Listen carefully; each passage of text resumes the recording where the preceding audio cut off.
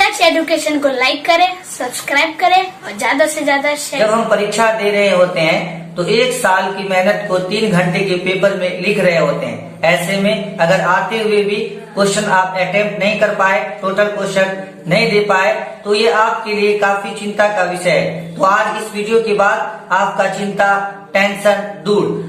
Touch education को like करें, subscribe करें और ज्यादा से ज्यादा शेयर करें। मैं खुद बहुत सारे ऐसे स्टूडेंट को जानता हूँ जिसका प्रिपरेशन में कोई कमी नहीं होती है, जिनकी मेहनत में कोई कमी नहीं होती है और उनका सेल्फ स्टडी काफी अच्छा होता है, उनका स्टडी काफी अच्छा होता है और उनका नॉलेज काफी अच्छा होता है। लेकिन नॉलेज काफी अच्छा रहते हुए भी वो क्वेश्चन टोटल अटेम्प्ट करके नहीं आते हैं और क्वेश्चन छोड़कर आते हैं। अक्सर ये तो मैथमेटिक्स में तो खास तौर पर ये देखा जाता है कि तो वो समय मैनेजमेंट नहीं कर पाने के कारण मैथमेटिक्स के क्वेश्चन को आते हुए भी वो छोड़कर आ जाते हैं। अक्सर बोर्ड के एग्जाम में भी मैंने कितने स्टूडेंट्स को, विद्यार्थी को देखा है। तो आज मैं कुछ टिप्स बताने जा रहा हूँ। इस टिप्स को फॉलो करके आपका जो टाइम मैनेजमेंट है परीक्षा में, वो आसानी से आप कर सकते हैं। तो आप चलते हैं वो टिप्स को देखते हैं।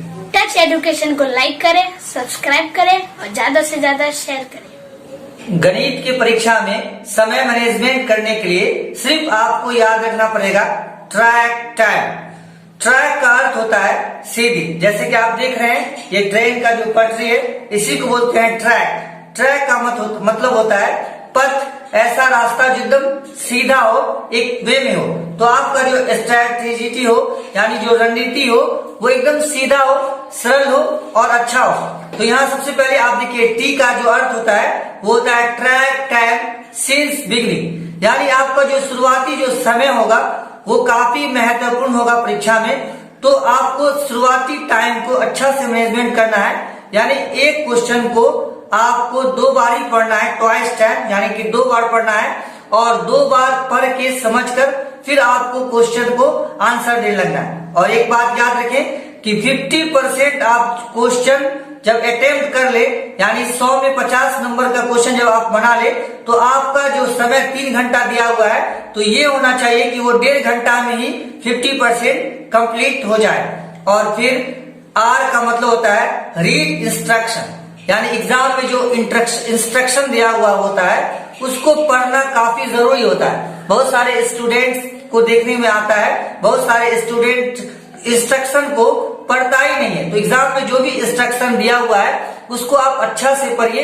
5 मिनट शुरू का जो है वो इंस्ट्रक्शन पढ़ने में लगाइए, तो आपके लिए बेटर होगा। समय को आप अच्छा से मैनेजमेंट कर पाएंगे और इंस्ट्रक्शन जब आप पढ़ लेंगे तो आपको जो क्वेश्चन का जो क्राइटेरिया है वो समझ में आ जाएगा और अच्छा से इंस्ट्रक्शन को फॉलो करते हुए आप क्वेश्चन को अच्छा से जवाब दे सकते हैं। और फिर ए का मतलब होता है अटेम्प्ट ऑर्डर, मतलब आपको अगर 80% क्वेश्चन का जवाब आता है, याद रखेंगे, अगर 80% यानी 100 में 80 नंबर का जवाब अगर आपको आता है तो सीक्वेंस सीरीज में बनाएं, यानी 1 के बाद 2 के बाद 3 के बाद 4, यानी कि सीक्वेंस में समांतर श्रेणी में क्वेश्चन को हल करें। अगर आपको नहीं आता है तो आपको सबसे पहले जो क्वेश्चन आता है, यानी कि आप मान लीजिए क्वेश्चन नंबर 10 आता है, तो सबसे पहले आप क्वेश्चन नंबर 10 अटेम्प्ट करें।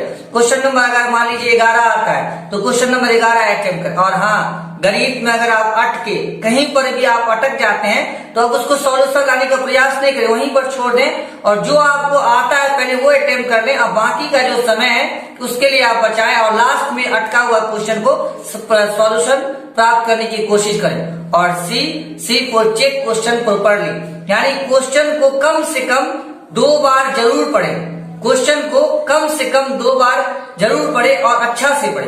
कितना स्टूडेंट को देखा जाता है कि क्वेश्चन कोई नहीं समझता, क्वेश्चन को एक्सप्लेन आप अगर कर लेंगे तो आपको जवाब देना आसान होगा, लेकिन बहुत सारे स्टूडेंट क्वेश्चन को ही नहीं समझ पाता।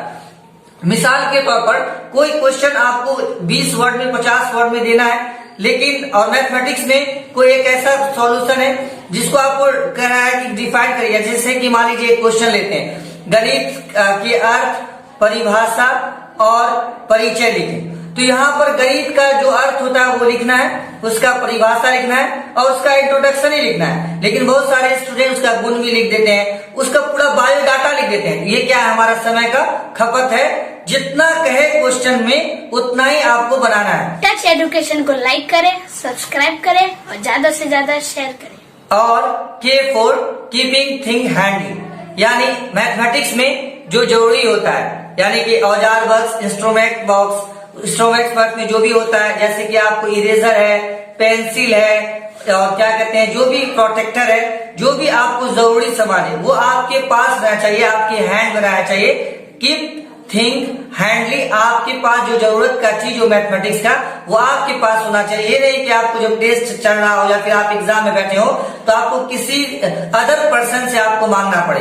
अगर आप अदर पर्सन से मांगते हैं तो खुद का समय को खपत करते हैं, नष्ट करते हैं। आपके पास ये सब चीज जो भी जैसे इरेजर है, सभी चीज आपके पास होना चाहिए। मैथमेटिक्स के एग्जाम में इस बात का खास ख्याल रखिए। और फिर टी फॉर टिक क्वेश्चन, यानी कि जो आपको क्वेश्चन आता है सबसे पहले आप क्वेश्चन पढ़िए और क्वेश्चन पढ़ने के बाद सभी क्वेश्चन में जो आपको क्वेश्चन आता है उसको टिक करते जाइए। ये हमको आता है, ये हमको आता है, और उसी सीक्वेंस में आप उसको सॉल्व करते जाइए। और हाँ, जो क्वेश्चन कंप्लीट आप कर लिए हो उस क्वेश्चन को टिक जरूर कीजिए। क्वेश्चन नंबर पर टिक कीजिए, क्वेश्चन पर कुछ लिख लाइक नहीं कीजिए, सिर्फ क्वेश्चन नंबर पर आप टिक कीजिए कि ये क्वेश्चन हमसे हो गया। इससे क्या होगा कि आपको पता चलेगा कितना मार्क्स का आप बना लिए हैं और कौन कौन क्वेश्चन हो गया। ऐसा ना हो कि वही क्वेश्चन को आप दोबारा बना लें, इस बात का ख्याल रखें। और फिर आई फॉर इग्नोर सराउंडिंग, यानी हमारा जो वातावरण होता है एग्जाम के अंदर, जैसे कि कोई शिक्षक होते हैं, एग्जाम देने वाले जो होते हैं, कोई आ गया उससे बात करने लगते हैं वो, तो उसके तरफ आपका माइंड कतई नहीं जाना चाहिए। कहीं कुछ हो रहा है, कहीं कुछ हो रहा है, कोई मर जाए या खत जाए, लेकिन आपका जो फोकस होगा वो आपके एग्जाम पेपर पर होना चाहिए। आपके शिक्षक जो भी करे आप उस पर अगर ध्यान देंगे तो आपका जो माइंड जो है वो बढ़ जाएगा, जिसके कारण जो है आपका समय खपत होगा। तो आपकी सराउंडिंग यानी आपके चारों ओर जो वातावरण है उस पर बिल्कुल भी ध्यान नहीं दीजिए। और aim for minimum bio break, मतलब जो हमारा जो जरूरत हो, जैसे कि हम पानी पी लेते हैं, कभी कभी एग्जाम होता है कि चपरासी सब जो भी होता है वो पानी लेने के लिए आता है, तो हम लोग क्या करते हैं कि हाँ लाइए एक गिलास पानी पी लेते, प्यास लग जाते हैं। नहीं, वो प्यास को आप बर्दाश्त कीजिए और जो अपना बायो ब्रेक जो है उसको आप नहीं तोड़िए।